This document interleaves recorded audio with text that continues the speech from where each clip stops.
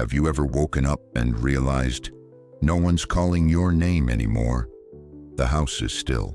The routine is gone. No footsteps, no voices, no laughter, just the quiet hum of the refrigerator and the weight of your own thoughts. At first, it feels like freedom. No one to answer to. No schedule to follow. But after a while, that silence becomes something else. Not peace, but emptiness. You look around and ask, is this what the rest of my life looks like? If you've ever felt that, you're not alone. And more importantly, you're not finished. Growing older may come with solitude, but solitude isn't the end. In fact, it can be the beginning of a new kind of strength. This video is not about pretending everything is fine. It's about reclaiming your life, one small step at a time, with dignity, with purpose, and with heart.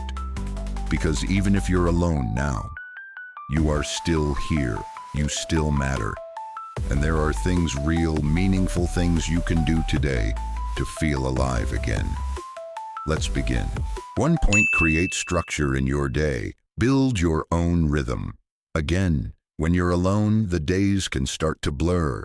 There's no one knocking on your door, no kids to wake up, no partner asking what's for breakfast. And slowly, almost without realizing it, you stop keeping time. You wake up when you feel like it. You skip meals.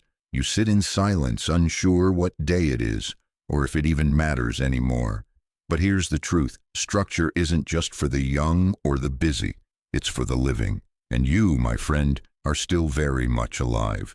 Let me tell you about George, a retired postman in his 70s who lost his wife of 48 years. For weeks, he drifted. He sat in the same chair, watched the same shows, ate whatever was easy, until one day he said to himself, "I'm not waiting for life to knock anymore. I'm going to knock first." He bought a small notebook and wrote out a simple routine. Wake up at 8 a.m. Make the bed tea by the window, 10-minute walk. Read a few pages, cook something new twice a week. That notebook became his lifeline, not because it was rigid, but because it gave his life rhythm, purpose, momentum.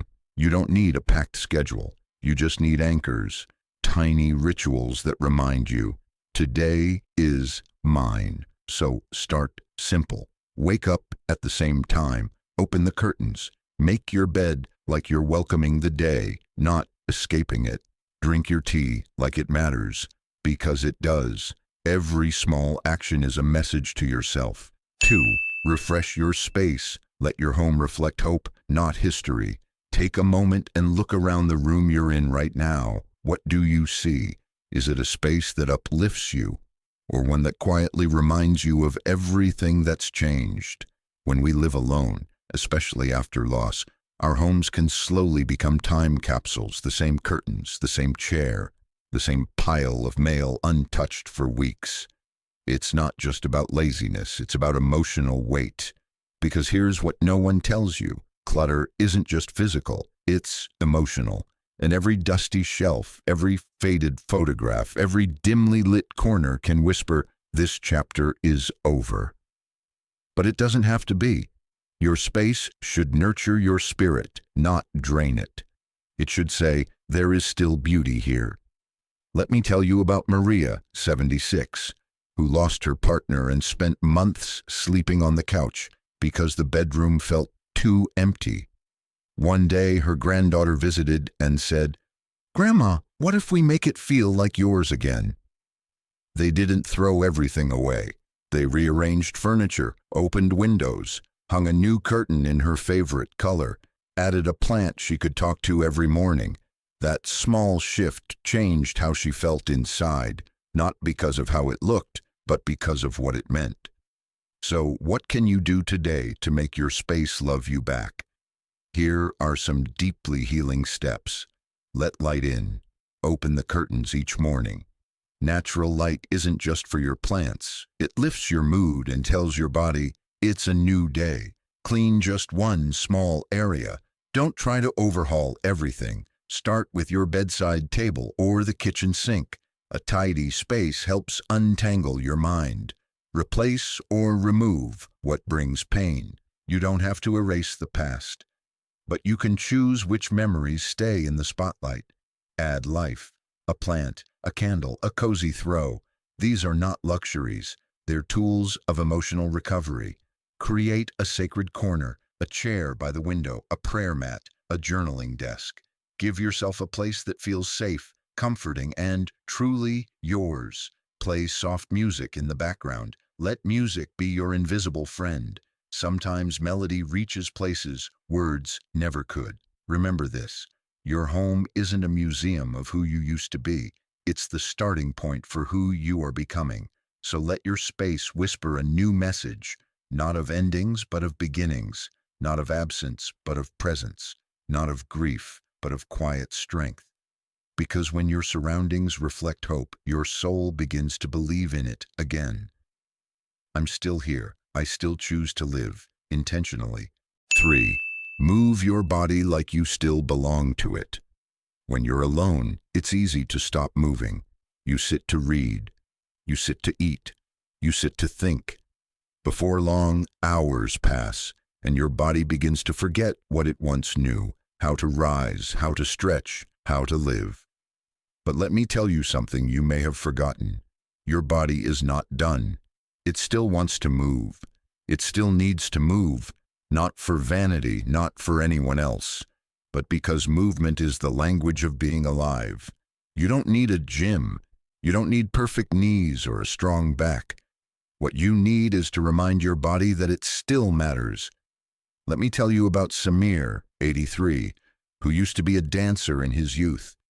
After a stroke, he stopped trying. "What's the point?" he said. Until one morning he heard his old tango record, reached for the table to steady himself, and just swayed, side to side.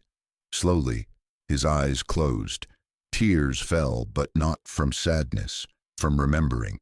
That day he didn't do a workout. He reclaimed his body, and you can too. Here are gentle, life-affirming ways to start. Stretch before you rise. Wiggle your toes, roll your shoulders. Let your body know it's time to wake up with you. Walk to the window, just that. Feel your feet beneath you. Look outside. Let the light hit your face. That's motion. That's connection. Play a song and move however you can. Dance in your chair. Sway by the sink. Clap your hands. No one's watching, but you are. Show yourself some joy. Do one chore while standing. Wash one dish. Water one plant. Every motion is a message. I am still here. I still move forward. Try chair yoga or gentle stretches. There are videos online made just for you. No pressure, just presence. And if you fall out of rhythm, it's okay. Just begin again. Because here's what matters. Movement reminds your heart to beat, not just for survival, but for living. You haven't lost your strength. It may be buried beneath stillness, but it's there, waiting for one small gesture that says, I remember who I am. So, get up. Even just for a moment, take that first step not toward perfection, but toward yourself. 4.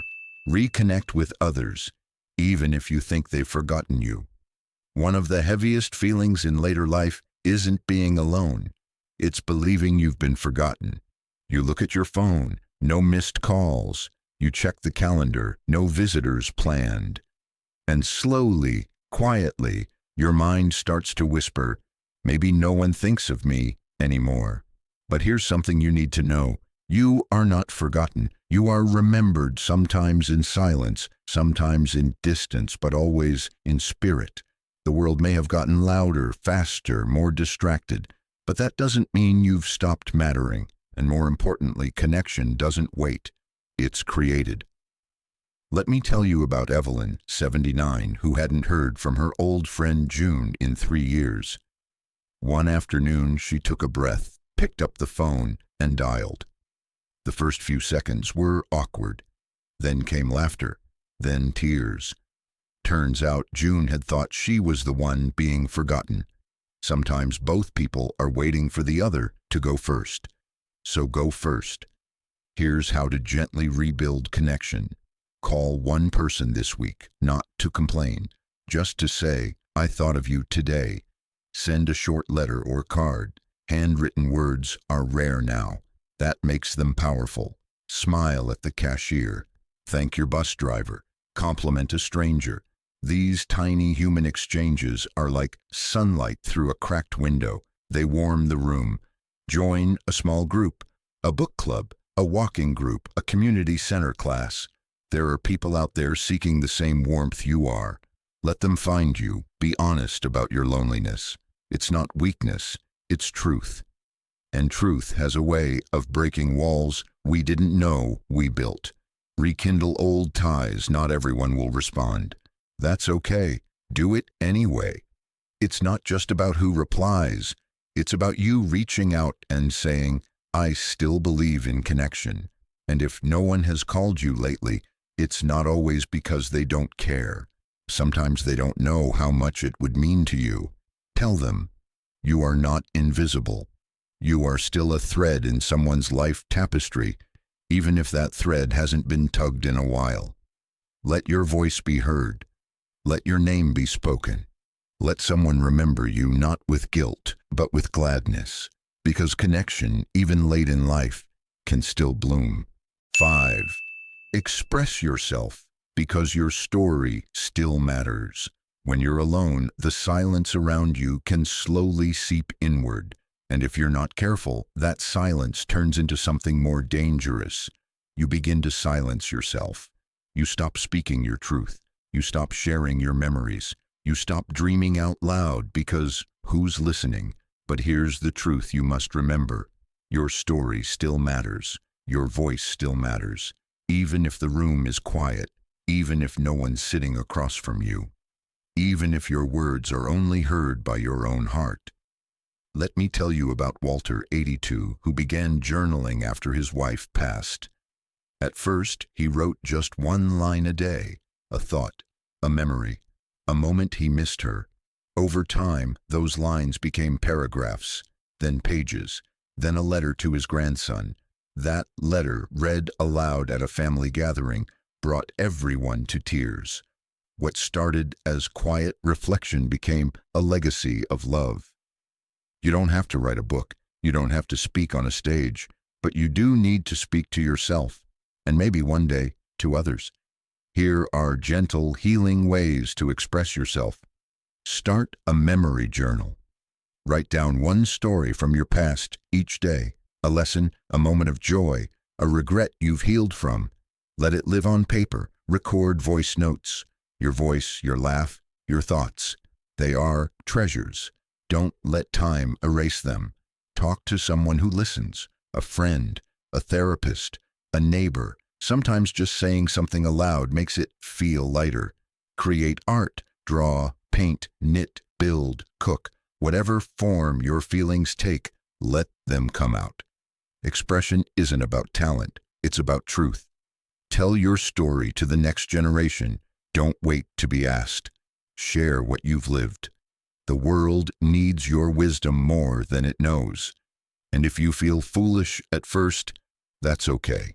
You're not writing for applause. You're speaking for healing, because inside you lives a whole life, rich with laughter, pain, strength, and resilience.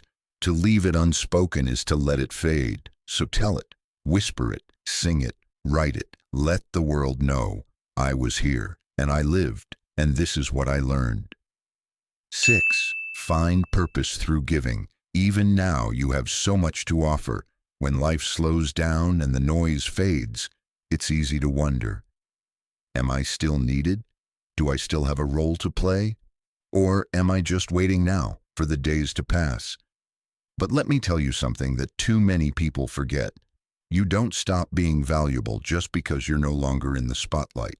You carry decades of experience, lessons learned the hard way, strength forged in silence, and a heart that still beats with kindness. And that is more needed than ever. Let me share the story of Mrs. Harper, 86, who thought her giving days were behind her, until one day she baked extra muffins and gave them to her neighbor, a young single mom. That simple act sparked a bond. The neighbor began checking on her. They now share meals, stories, even Sunday coffee. All it took was one offering, and in return, she felt alive again. Because giving isn't about grand gestures, it's about showing up, even in small ways. Here are simple, meaningful ways you can give right now. Call someone who might feel lonelier than you. Your voice could be the light in their day. Write notes of encouragement to neighbors, to caregivers, to strangers online. Words heal in ways we never fully see. Volunteer, even gently. Read to children at the library. Fold blankets at a shelter. Knit hats for cancer patients. Your time is a gift, and your presence is powerful. Offer wisdom. You've lived through decades of history, heartache, and healing. Pass on your knowledge. Someone needs to hear, "I've been there and you'll get through." Care for something, a plant, a pet, a neighbor's child, a stray cat. Caring awakens the soul. Because the truth is, the fastest way to dissolve loneliness is to serve. Not because it fixes everything, but because it reminds you, you still matter. You still have something to give. You are still part of something greater. And in that giving, you don't just bless someone else's life, you rediscover your own. So don't wait for purpose to find you. Be the purpose. Let your kindness ripple through someone else's world and watch how it reflects back into your own. If you've made it this far, pause for a moment and take a deep breath. You showed up for yourself today. And that's no small thing, because being alone doesn't mean you've been abandoned, and growing older doesn't mean your best days are behind you. In fact, this quiet season may just hold the most powerful version of you yet.